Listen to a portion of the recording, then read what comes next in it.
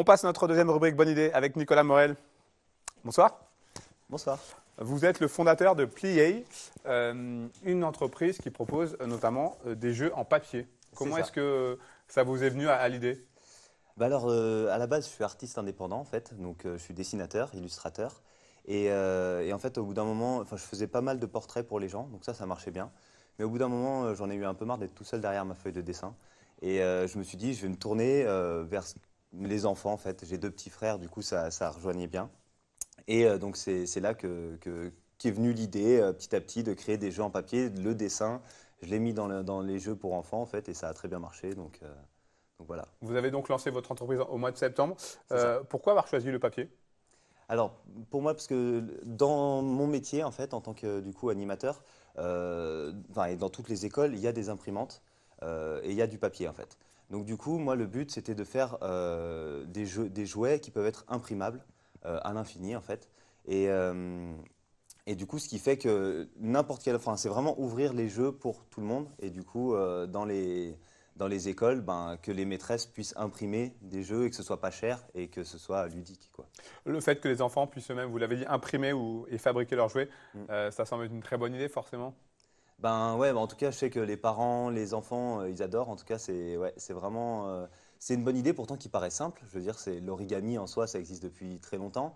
Mais le fait de rajouter, moi, dans ma petite spécificité, en fait, c'est le côté un peu jeu vidéo. J'ai remarqué du coup que les enfants étaient très branchés jeux vidéo, et le fait de faire des visuels qui se rapprochent du jeu Qu'ils vidéo connaissent forcément. et qui connaissent, voilà, qui sont dans leur culture, l'appliquer dans le papier, ça fait que du coup les enfants ne trouvent pas ça un peu vieux. Du coup, il y a le côté où ils vont pouvoir jouer avec et du coup ils restent dans leur univers et ils peuvent inventer beaucoup de choses comme ça. Où est-ce que vous trouvez l'inspiration pour illustrer vos jeux, vos jouets?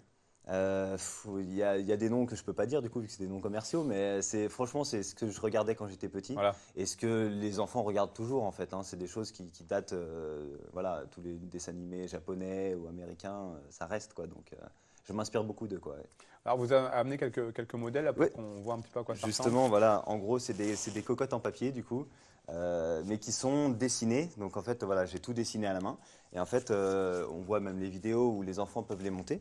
Et du coup, bon, là, j'ai tout mon carton hein, avec pas mal de choses. Du coup, pour le moment, la base, voilà, c'est ces marionnettes.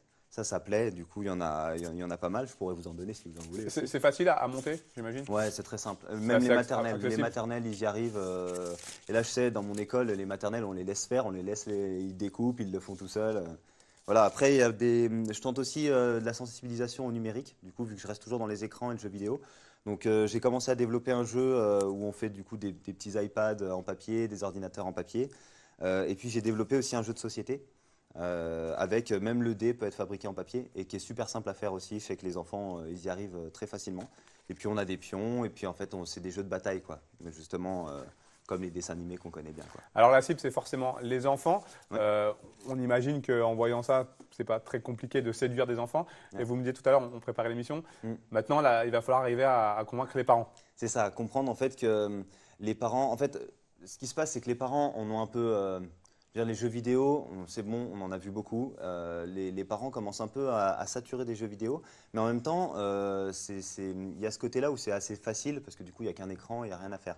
Moi, j'essaye d'apporter quelque chose où ce soit aussi facile pour les parents parce que du coup, on peut le télécharger, les jeux, et simplement les imprimer. Et après, il y a un tutoriel vidéo qui explique aux enfants en fait. Donc du coup, ce qui fait que Vous avez réussi à, je Oui, vous coupe, allez-y, vous allez-y. avez réussi à garder ce lien justement entre les jeux en papier, donc assez différents, tout ce qui est numérique, Ouais, écran, c'est et ça. mais vous gardez ce côté rapport au numérique à l'écran avec les tutoriels vidéo. Voilà, c'est ce que j'essaye de faire. Après, les tutoriels vidéo, je vais les développer au fur et à mesure. Mais c'est justement ça, en fait, c'est de rester quand même connecté, on va dire. Parce que même, il y a beaucoup de nouveautés. Donc, chaque mois, en fait, là, je propose un abonnement, par exemple, où chaque mois, il y a des nouveautés. Donc, c'est tout par ordinateur. Mais le jeu en tant que tel se produit hors des écrans et du coup en papier, et ce qui permet de développer la motricité fine, quoi. Justement, est-ce qu'il y a un message, est-ce qu'il y a des valeurs que vous souhaitez véhiculer au travers de ce que Bien vous sûr. proposez?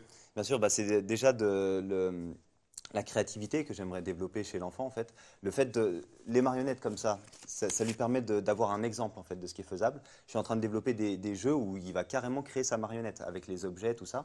J'aimerais aussi leur apprendre, comme moi, en fait, moi, par rapport à des valeurs, si je peux en parler vite fait, moi, mes parents m'ont interdit les jeux vidéo quand j'étais petit. Et du coup, c'est ce qui a fait que j'ai créé mes premières marionnettes, c'était pour mes petits frères, en fait. D'accord. Et j'ai Donc fait c'est mes parti de jeux, là en fait. tout part de là, ouais, c'est ça. J'ai fait mes jeux Ils ont vidéo. bien fait du coup. Bah ouais, c'est ça. Du coup, je remercie mes parents. Et du coup, c'est ce qui a fait que j'ai développé ma créativité et qu'aujourd'hui, je peux vivre de mes dessins alors que ça paraissait illusoire, quoi. C'est quelque chose qui est un peu utopique. Et aujourd'hui, ben, j'ai cette finesse dans le trait de mes dessins qui fait que je peux en vivre et je peux vivre de la vie que je désire. Donc, en fait, à travers ça, c'est ça que j'aimerais initier chez les enfants, se dire que s'ils développent leur créativité, et du coup, je fais un peu la guerre aux jeux vidéo parce que du coup, les jeux vidéo les rentrent dans un monde, les enferment dans un monde qui est déjà créé pour eux. Alors que là, moi, ce que j'essaie de faire, c'est qu'il y a un monde qui est déjà créé pour eux, mais en même temps, ça va leur servir de modèle pour créer leur propre jeu après, quoi. Alors, on le disait en début d'interview, vous avez lancé l'entreprise au mois de septembre. Quel bilan vous pouvez tirer au bout de quelques mois là? Alors, en tout cas, ce que je vois, c'est que du coup, le fait que je sois là et qu'on m'interviewe, j'ai eu plusieurs autres interviews, donc je vois que ça interpelle. J'ai eu pas mal de parents aussi, et du coup, j'ai eu des commandes.